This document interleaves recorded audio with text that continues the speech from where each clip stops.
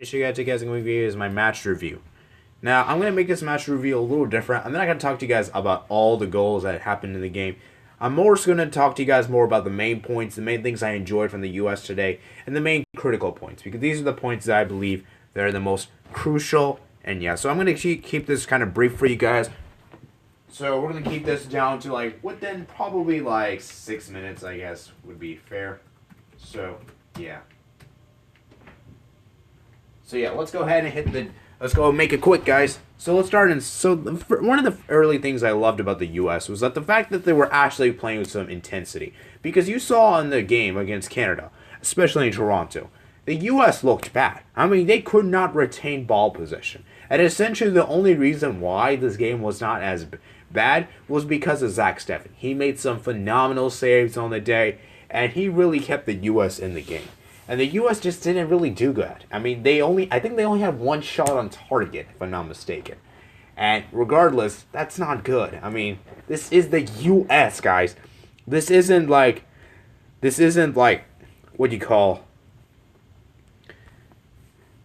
I mean, we should be able to beat Canada, regardless of what it takes. And the USA is much better. I mean, the USA has been in the World Cup. Canada has never been in the World Cup. So how can we let this happen? This is the first time it happened in 34 years, guys. How sad can that get, guys? That's just awful. Okay? Awful. So then, I was shell-shocked. Before this game, I was even more scared because of the fact that we had to play against Canada.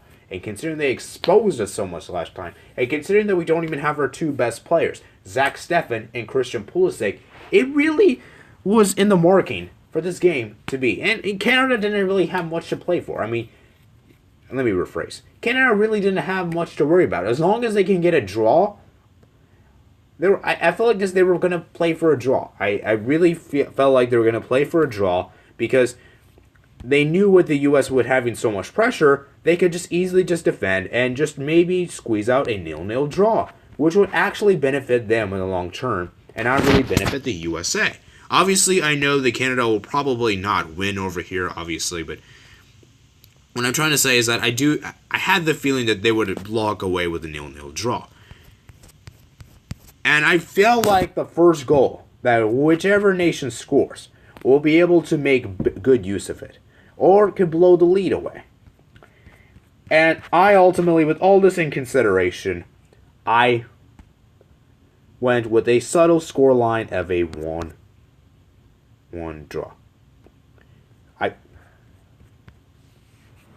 It could have possibly been more goals if we really wanted to, but I just didn't see it happening. It looked like a draw. It really did. So now on to the actual game. This game was phenomenal. I really like Sergiño Dest, who in my opinion was very good. He was great. He really made the Canada actually play, and he gave a lovely assist for the first goal. It was a really nice cross, and he basically really made this game look good. He really made this team look really good. Jordan Morris, man, this guy was phenomenal. I mean, he's probably my man of the match here. I could even give it as Zardes, but I don't know if I really want to give it Zardes. I think Morris, actually, in the long-term wise, I think was a better alternative. Was my man of the match. But anyways, on the day, it looked really good. The U.S. actually was playing great. They were playing with intensity. And some of these crucial games that we had, especially against Trinidad and Tobago and some other big games, the U.S. just massively underwhelmed. And today, I feel like that didn't happen. It didn't happen. The U.S. actually played to the pressure, and they actually got an early goal, which was what we desperately needed. But I just want to refrain from this real quick. I just want to take a brief intermission. And I have to say, Canada did not play that well. I was disappointed with Canada. Canada were very underwhelming, very appalling. And I don't even understand how Canada... I don't even understand what happened to Canada. I mean, Canada should have played better. They really should have. But this isn't to take away from the U.S. This is just a more for... Well, yeah, it is kind of taken away from the U.S. So I just want to say this right now, that just because we beat Canada 4-1 does the U.S. Invincibles, obviously. It just makes it a lot easier for us. And, yeah. So, yeah, I think this was a good win still, regardless. And even if Canada played and didn't play well, I mean, at the end of the day, you can only beat the team in front of you. So I think the U.S. thoroughly deserved this win, and I have to say, Zari scored that. When that goal came around from Canada, I was very scared, and I was really worried that the Canada could actually maybe pull it off somehow, because if the score remained like this, they could still advance on away goals. But thankfully, Zari scored in the 89th minute to make it 4-1 and basically give U.S. a edge line. And basically, as long as they beat Cuba, the USA will top this group and go to the Nations League semifinal, which is so desperately needed.